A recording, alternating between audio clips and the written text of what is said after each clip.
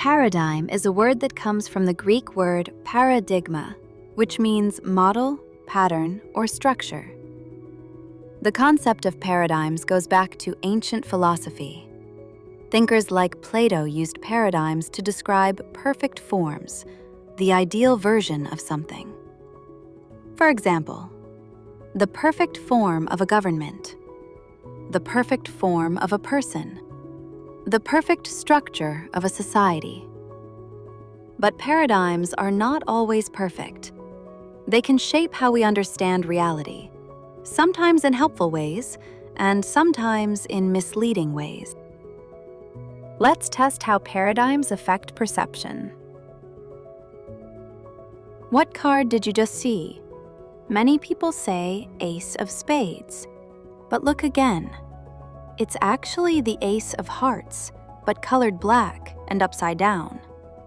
So why did so many people see the Ace of Spades? Because your paradigm for playing cards tells you that black cards with that shape must be spades. Your brain automatically adjusted the image to match the paradigm it already knew. That's the power of paradigms. They shape what we believe we see. Paradigms also exist in social behavior. For example, when someone asks, "How are you today?" most people respond, "I'm good," but that may not actually be true. Say it. Because it's part of a social paradigm, an expected pattern of interaction. Even close friends often follow this pattern. Breaking it can feel uncomfortable. So paradigms can be useful because they create structure and predictability. But they can also be dangerous if they cause us to believe something is true when it isn't. A powerful example of paradigms affecting business decisions comes from the history of photography. In 1975, an engineer named Stephen Sasson invented the first digital camera while working at Kodak. The camera used a technology called a CCD sensor, a device that converts light into digital signals. It captured images using 10,000 pixels and stored them on audio tape. The whole system weighed about 3.5 kilograms and looked more like a toaster with wires than a camera. But it worked.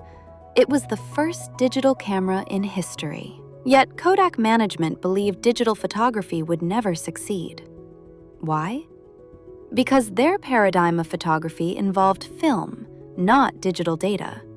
So they ignored the invention. At the time, Kodak was focused on a different problem. They were competing with Polaroid, which made instant cameras. Polaroid eventually sued Kodak for patent infringement. Kodak lost the case and had to pay $1 billion. Because of this battle, Kodak's leadership became locked into the idea that instant photography meant film-based instant photos. Digital photography didn't fit their paradigm, so they dismissed it. Years later, in 1992, Kodak sold part of its digital technology patents. The company that acquired key digital imaging technology was Apple. Eventually, digital cameras became standard in smartphones. Billions of photos are taken every single day. Kodak had invented the digital camera 28 years earlier, yet they missed the opportunity. This story teaches us several important lessons. First, paradigms influence decisions. Kodak executives couldn't see the value of digital photography because it didn't fit their existing model. Second, innovation often comes from outsiders. The people who invented the digital camera were researchers, not executives.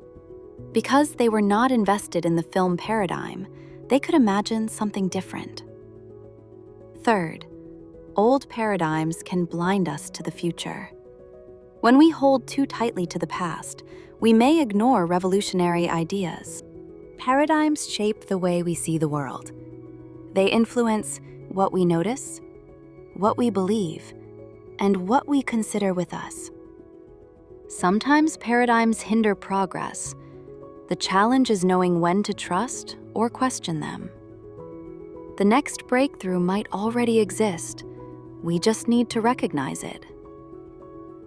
And that is the reason why Journey Mentor is working to change the existing commercial travel paradigm by rethinking how the industry operates and exploring new possibilities beyond the traditional way things have always been done.